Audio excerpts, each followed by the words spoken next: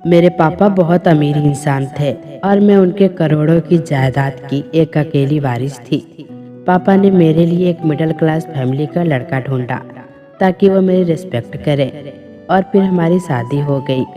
शादी के बाद पापा का सारा बिजनेस मेरे पति ने संभाल लिया। एक दिन अचानक पति अपने विधवा बहन को घर ले आया और रात को मैं उसके कमरे से अपने पति को निकलते देखी तो एक दिन रात में अपने पति के पीछे गई और पति ने जो अपने बहन के साथ किया उसे देखकर तो मेरे पैरों तले से जमीन खिसक गई, क्योंकि मेरा पति दफ्तर गया हुआ था और मैं घर के नौकरों के पीछे पीछे थी। घर का सारा काम मैं खुद अपनी निगरानी में करवाया करती थी। मुझे सुकून से बैठने की आदत नहीं थी। शादी से पहले मैं अपने पापा का कारोबार उनके साथ मिलकर संभालती थी, लेकिन शादी के बाद मैंने अपने घर को संभालना शुरू कर दिया था और कारोबार से खुद को फ्री करवा लिया था। मेरा पति सुहेल बहुत ही पढ़ा लिखा और काबिल इंसान था। उसने बहुत ही अच्छे तरीके से सारा कारोबार संभाल लिया और मुझे सभी जिम्मेदारियों से आज़ाद कर दिया था। मैं और सुहेल एक बहुत बड़े बंगले में रहते थे और हमारी शादी को 2 महीने ही गुजरे थे। ये 2 महीने मेरी ज़िंदगी में बहुत ही खुशी भरे थे। सुहेल ने मेरा बहुत ज़्यादा ख्याल रखा था। मैंने नौकरानी से कहकर सुहेल के लिए खाना तैयार करवाना शुरू कर दिया, क्योंकि वो दोपहर का खाना खाने घर ही आते थे। सुहेल के आने से पहले मैं भी तैयार हो गई। मैंने सोचा था कि आज मैं उन्हें ऑफिस वापस जाने नहीं दूंगी, बल्कि उनके साथ कहीं घूमने फिरने के लिए जाऊंगी। सुहेल जब वापस आए तो वो अकेले नहीं थे, बल्कि उनके साथ एक औरत भी थी जिसे मैं पहली बार ही देख रही थी। सुहेल ने मुझे बताया कि उनकी विधवा भाभी सीमा है, जो अब अकेली घर पर रहती है, क्योंकि सुहेल के सिवा उनका कोई नहीं है। इसीलिए वो मजबूरन सीमा भाभी को हमारे घर ले आए हैं ताकि वो हमारे साथ रह सके। वो बहुत प्यार और इज्जत से मेरी तरफ देखते हुए पूछे कि नेहा, अगर मैं अपनी भाभी को तुम्हारे घर में रख लूं तो तुम्हें कोई दिक्कत तो नहीं होगा? तुम चाहो तो हम भाभी को बाहर वाले रूम में जगह दे देते हैं, लेकिन मेरे भाभी का मेरे सिवा और कोई सहारा नहीं है, क्योंकि मेरे भाई का कुछ दिन पहले ही एक एक्सीडेंट में जान चली गई और मेरे माँ बाप भी इस दुनिया में नहीं हैं, तो इसीलिए मैं उन्हें अकेला नहीं छोड़ सकता। पहले उनको वक्त ने बहुत तकलीफ दिए हैं और जवानी में ही अपने पति की जुदाई का अकेलापन झेलने पर मजबूर हो गई हैं। मैं इन्हें खुद से दूर नहीं कर सकता। सुहेल की आंखों की नमी देखकर मैं तड़प उठी। मैंने नाराजगी का जाहिर करते हुए कहा कि सुहेल, आप कैसी बातें कर रहे हैं? आपकी भाभी मेरी भी कुछ लगती हैं, और भला मैं अपनी जेठानी को बाहर वाले रूम में क्यों रखूंगी? हमारा इतना बड़ा बंगला है, बहुत सारे कमरे खाली पड़े हैं, आप जो चाहें भाभी को वो कमरा दे सकते हैं। मेरी बात सुनकर सुहेल का चेहरा खिल उठा। वो मेरा हाथ पकड़कर कहने लगे कि नेहा, मैं तुम्हारा एहसानमंद रहूँगा। मैंने उनसे कहा कि अगर आपने एक बार भी ऐसी बात कही तो मैं आपसे पूरी तरह नाराज हो जाऊंगी। मैंने आगे बैठकर सीमा भाभी यानी कि अपनी जेठानी को गले से लगाया और सुहेल से कहा कि आप इसे अपने कमरे में ले जाए, मैं सबके लिए खाना लगाती हूँ। सुहेल ने भाभी को हमारे बराबर वाले कमरे में जगह दे दी। अब मैंने सबके लिए खाना लगा दिया। थोड़ी ही देर में सुहेल और मेरी जेठानी भी खाने के लिए चले आए थे।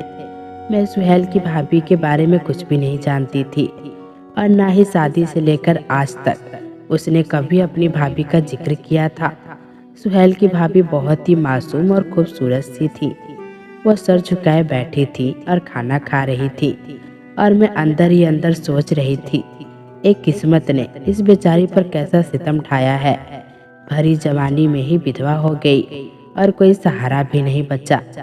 थोड़ी देर के बाद जब सुहेल मेरे कमरे में आए तो मैंने उनसे पूछा कि आपने आज तक कभी भी मुझसे अपनी भाभी का जिक्र नहीं किया। आपकी भाभी तो बहुत ही प्यारी है, आप मुझे पहले ही इनके बारे में बताते तो हम खुद उन्हें यहाँ ले आते। वो कहने लगे कि सीमा भाभी ने अपनी पसंद से मेरे भाई से शादी की थी और अपने मम्मी पापा से सारे रिश्ते ख़त्म कर लिए थे, और मैं भी काम के सिलसिले में यह तुम्हारे पास आ गया था और हम दोनों की शादी हो गई। फिर मैं एक दिन भाभी से मिलने गया तो वो कहने लगी कि उन्हें यहाँ अकेले अच्छा नहीं लगता, तो मैंने यही फैसला किया कि मैं उन्हें अपने साथ ले आऊं। मैंने सुहेल के कंधे पर सर टिकाते हुए कहा कि आप बहुत अच्छे हैं और आपने बिल्कुल ठीक फैसला किया है। आपकी भाभी को हमारे घर में कभी कोई परेशानी नहीं होगी। मैं उनका बहुत ज़्यादा ख्याल रखूंगी। सुहेल मुस्कुराकर कहने लगे कि मुझे तुम पर पूरा भरोसा है। मेरी और सुहेल की शादी मेरे पापा के पसंद से हुई थी। मेरे पापा के ऑफिस में सुहेल एक इंजीनियर की नौकरी करते थे और पापा को उनकी ईमानदारी, मेहनत और काम करने की लगन बहुत ज़्यादा अच्छी लग गई थी। मैं पापा की कंपनी संभालती थी और पापा ऑफिस में बैठते थे। मेरी भी सुहेल से कई बार मुलाकात हुई थी, लेकिन उस वक्त मुझे ये पता नहीं था कि सुहेल मेरी ज़िंदगी के हमसफ़र बन जाएंगे। जब पापा की तबीयत कुछ खराब हो गई और पापा को लगा कि अब उन्हें मेरी शादी कर देनी चाहिए ताकि वो मुझे अपने घर में खुश देखकर सुकून हासिल कर सके, तब पापा ने मेरे रिश्ते देखने शुरू कर दिए।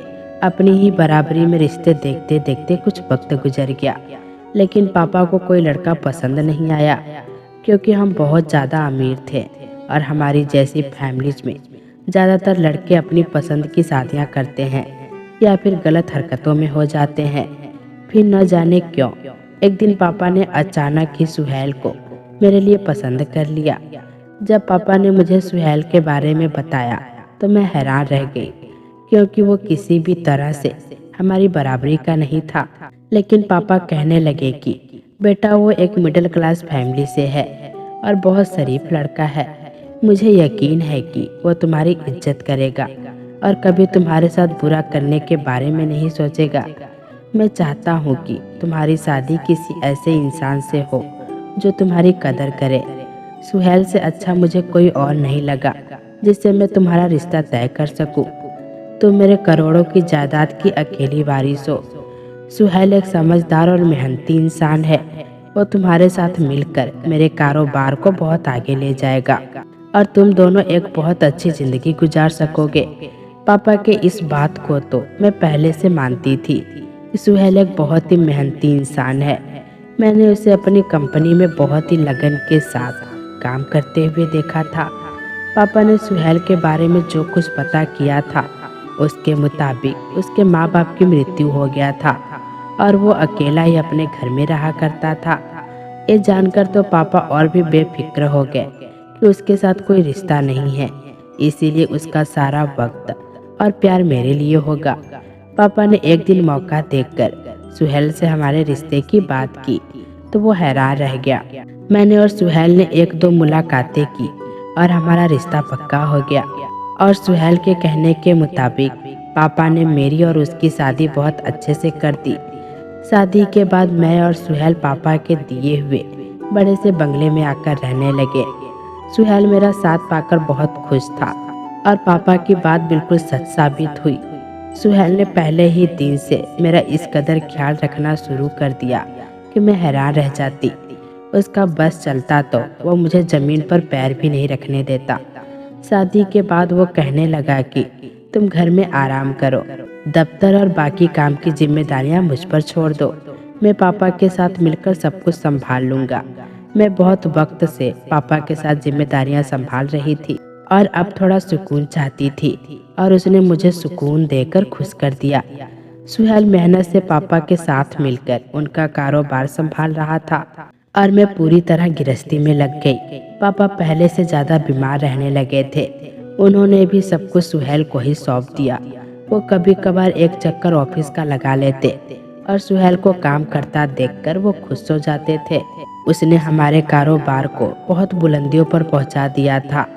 दिन बहुत ही खूबसूरती से गुजर रहे थे और मैं अपनी किस्मत पर खुश थी। और जब सुहेल की भाभी यानी कि मेरी जेठानी हमारी ज़िंदगी में आई तो हम 2 से 3 हो गए। सुहेल हमेशा की तरह दफ्तर चले जाते थे और मैं घर के कामों के साथ साथ कभी कभार भाभी के कमरे में जाकर उनसे बात कर लिया करती थी। वो बहुत ही कम बात करती थी, लेकिन मुझे उनकी आदत मिजाज बहुत अच्छा लगता था। मैं जब भी उनके कमरे में जाती तो वो खामोशी से मेरी बातें सुनती रहती और कुछ नहीं कहती। शायद हालात ने उन्हें बहुत तकलीफ पहुंचाई थी और यह तकलीफ मुझे उनकी आंखों में दिखाई देती थी। मैं चाहती थी कि भाभी भी जिंदगी की तरफ लौट आए, इसीलिए मैं उन्हें कमरे से बाहर आने को कहती रहती थी। एक दिन जब सुहेल ऑफिस से वापस घर आए तो थोड़ी ही देर बाद भाभी के कमरे से होकर मेरे पास आए और कहने लगे कि नेहा, तुम भाभी के कमरे में ना जाया करो, उन्हें कुछ वक्त के लिए अकेला छोड़ दो, वो खुद ही अपने दुखों से निकल जाएंगी। उन्हें किसी से भी अपने दुख के बारे में बात करना अच्छा नहीं लगता और तुम्हारे बार बार उनसे बात करने से वो परेशान हो गई हैं और यहाँ से जाने की बात करती हैं। यह सुनकर मैं परेशान हो गई कि कहीं सुहेल मुझे गलत ना समझ ले, इसीलिए मैंने उनसे कहा, क्यों, मैं भाभी के कमरे में क्यों नहीं जाऊंगी, मैं तो बस उन्हें जिंदगी की तरफ लौटता हुआ देखना चाहती हूँ। सुहेल ने मेरा हाथ पकड़कर कहने लगा कि मैं जानता हूँ नेहा, तुम्हारे इरादे बहुत ही साफ हैं, लेकिन इस वक्त वो तन्हाई चाहती हैं, इसीलिए उन्हें अकेला रहने दो। मैंने सुहेल से वादा किया कि मैं यह भाभी को परेशान नहीं करूँगी। वैसे भी आजकल मेरे पास बहुत ज़्यादा काम था। मैं रात को जल्दी सोने लगी थी और सुबह बहुत देर से मेरी आँख खुलती थी। सुहेल मेरे उठने से पहले दफ्तर जा चुके होते थे और बहुत कम वक्त में मुझे उनके लिए खाना तैयार करवाना होता था और घर के कामकाज भी देखने होते थे। हर वक्त मुझ पर थकान छाई रहने लगी और मुझसे घर के काम भी ठीक से नहीं होते थे, जबकि काम तो नौकरों को करने होते थे, मैं सिर्फ नज़र रखती थी। मैं ज़्यादातर वक्त अपने कमरे में गुजारने लगी थी क्योंकि थोड़ी देर में ही मैं थक कर चूर हो जाती थी। शादी पर मैं अपनी पुरानी मेट को अपने साथ लाई थी और मुझे उस पर पूरा भरोसा था, इसीलिए मैंने घर की जिम्मेदारियां उसे सौंपी थी। अब खुद आराम करने लगी। मैं कहीं भी लेटती हुई सो जाती थी, जबकि पहले ऐसा नहीं था। मैं पापा के साथ सारा कंपनी संभालती थी और घर भी, लेकिन कभी थकान का एहसास नहीं होता था। तबीयत इतनी अजीब रहने लगी थी कि मैं रात में कॉफ़ी पीना भी कम कर दी थी, जबकि कॉफ़ी के बगैर मैं कभी सोती नहीं थी। सुहेल से मैंने यही बात की तो वो कहने लगे कि मौसम बदल रहा है, शायद इसीलिए तुम्हें ऐसा महसूस हो रहा होगा।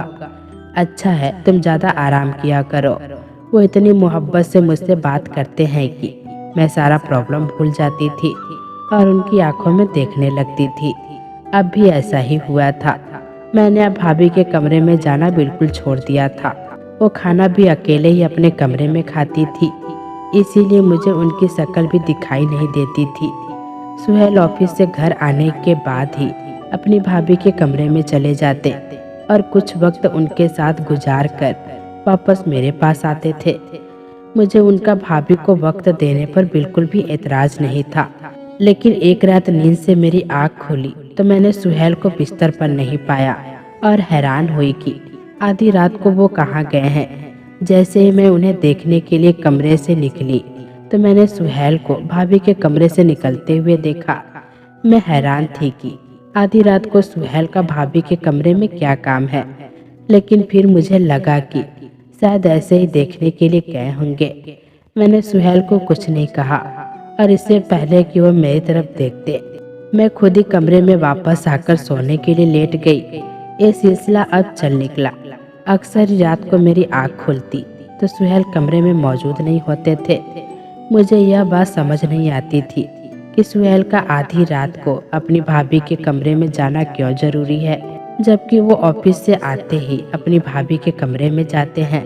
मुझे सुहेल के बगैर दोबारा नींद नहीं लगती थी और जितनी देर वो कमरे से बाहर रहते मैं बस करवटें बदल बदल कर सोती रही। एक रात ऐसा ही हुआ कि मेरी आँख खुली तो सुहेल कमरे में मौजूद नहीं थे और मुझे दोबारा नींद नहीं लग रही थी। भाभी से मेरा मुलाकात हुए काफ़ी दिन हो गया था। मैंने सोचा कि मैं अभी उन दोनों के साथ बैठ जाती हूँ और अपने कमरे से निकलकर भाभी के दरवाजे तक पहुँची तो दरवाज़ा पूरी तरह बंद नहीं था और अंदर का सब कुछ मुझे नजर आ रहा था। इस मंजर ने मेरे होश उड़ा कर रख दी। मैं सोच भी नहीं सकती थी कि अपनी भाभी के साथ आधी रात को सुहेल ये भी कर सकते हैं। मेरे लिए अपने कदमों पे खड़े रहना मुश्किल हो गया।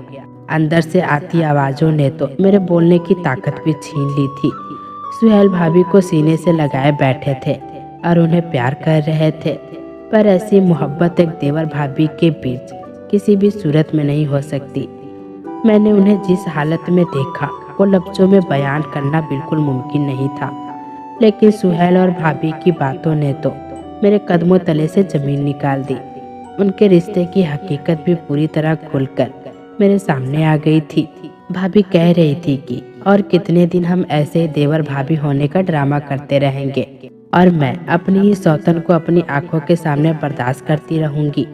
मैं जब भी नेहा को देखती हूँ मेरा खून खौलने लगता है। अब मेरा दिल चाहता है कि मैं उसे हमारी जिंदगी से बाहर निकाल फेंकूं। तभी सुहेल भाभी से कह रहा था कि इसीलिए मैंने नेहा का तुम्हारे कमरे में आना खत्म करवा दिया है। मुझे यही डर लगा रहता है कि कहीं तुम गुस्से में उसके सामने कोई सच्चाई बयान न कर दो। बस कुछ दिनों की बात है, फिर इससे जान छूट जाएगी और यह सारी दौलत और जायदाद हम दोनों पति पत्नी की हो जाएगी। भाभी कह रही थी कि इतने दिनों से इसी बात का तो इंतजार कर रही हूँ, लेकिन आप तो हर रात उसके साथ कमरे में ही होते हैं और मैं यहाँ अंगारों पर लेटती हूँ। यह सोचकर मेरा दिल जलता है कि आपने उसे अपने बाहों में लिया है। सुहेल उनसे कह रहा था कि सीमा, तुम्ही मेरी पहली और आखिरी मोहब्बत हो और ये सब मैंने तुम्हें एक नई जिंदगी देने के लिए किया है। तुम कब तक एक छोटे से घर में अपनी ख्वाहिशों को मारकर जीती रहोगी? इसीलिए मैंने हम दोनों के हक में यह फैसला मुश्किल से किया है। मेरे लिए भी किसी और औरत के साथ रहना आसान नहीं है। मैंने नेहा के बाप को जहर देना शुरू कर दिया है और उसी की वजह से वो पहले से कहीं ज़्यादा बीमार रहने लगा है। और नेहा के कॉफ़ी के जार में भी मैंने जहर मिला दिया है। वो रोजाना कॉफ़ी पीकर सोती होती है और यकीनन उसके शरीर में भी जहर अपना असर दिखा रहा है, इसीलिए वो ज़्यादातर वक्त सोती रहती है। मैं भी इसीलिए इतनी आसानी से तुम्हारे पास आ जाता हूँ, क्योंकि मुझे पता है कि वो एक बार सो जाएगी तो फिर सुबह ही खबर लेगी। बस कुछ दिन और बर्दाश्त कर लो, फिर नेहा और उसके बाप का किस्सा हमेशा के लिए ख़त्म हो जाएगा और हम दोनों एक आलीशान बंगले में एक साथ पूरी जिंदगी गुजारेंगे। वो सीमा से अपनी बेतहाशा मोहब्बत का पूरी तरह इजहार कर रहा था और मैं उदासी की हालत में दरवाजे से टेक लगाकर खड़ी थी। मैं कैसे यकीन कर लेती कि मेरे बाप ने जिसे सीधा साधा और शरीफ इंसान समझकर मेरे लिए पसंद किया था, वो इस कदर धोखेबाज था। सुहेल के लिए मैं सिर्फ और सिर्फ एक प्राइस ब्रांड थी, जिसके जरिए वो अपनी ज़िंदगी बदलना चाहता था। मेरे पापा को भी उसने मौत के करीब पहुंचा दिया था और वो जल्दी ही मुझसे छुटकारा पाना चाहता था।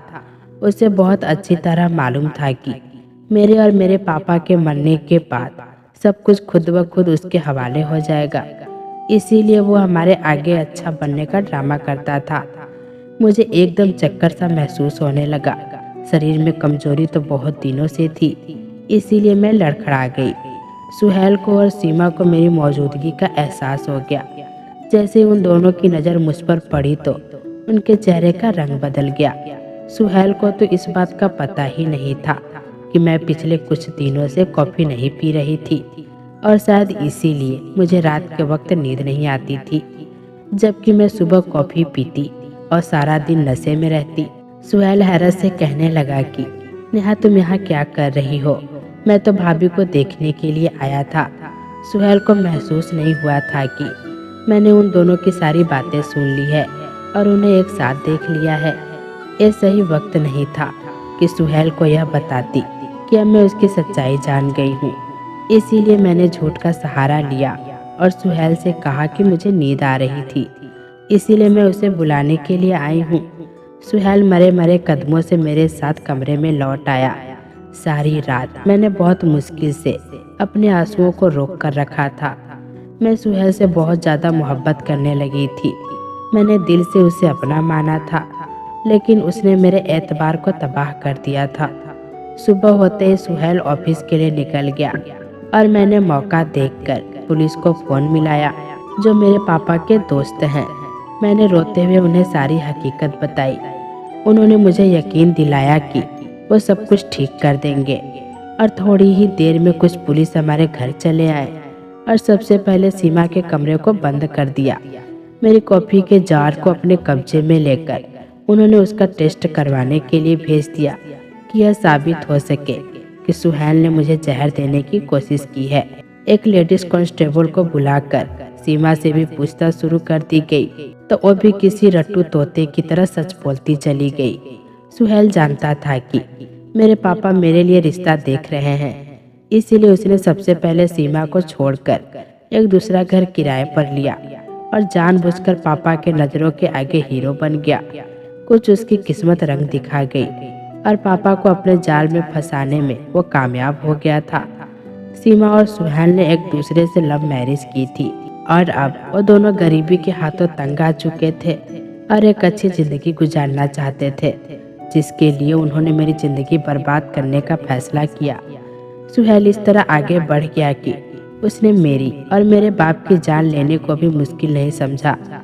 सीमा के बयान ने सारे मामले को इस कदर आसान बना दिया था। पुलिस ने फौरन ही सुहेल को गिरफ्तार कर लिया। मैंने मुकदमा दायर कर दिया था और अपने पापा का इलाज करवाना शुरू कर दिया। उनके शरीर में काफ़ी जहर जा चुका था, जिसकी वजह से वो बिस्तर पर पड़ गए थे। आज सुहेल और सीमा जेल की सलाखों के पीछे हैं और अपनी लालच का इल्जाम भुगत रहे हैं। मैंने और पापा ने नए सिरे से कारोबार को देखना शुरू कर दिया था और हम अपनी जिंदगी में आगे बढ़ गए थे। कभी कभी कुछ लोग जैसे दिखाई देते हैं वैसे बिल्कुल भी नहीं होते, इसीलिए अपनी बेटियों की किस्मत का फैसला करते हुए अच्छी तरह छानबीन जरूर करनी चाहिए। तो दोस्तों, कैसी लगी ये कहानी कमेंट बॉक्स में ज़रूर बताइएगा। फिर मिलेंगे दोस्तों अगली वीडियो के साथ। तब तक के लिए अपना ख्याल रखना।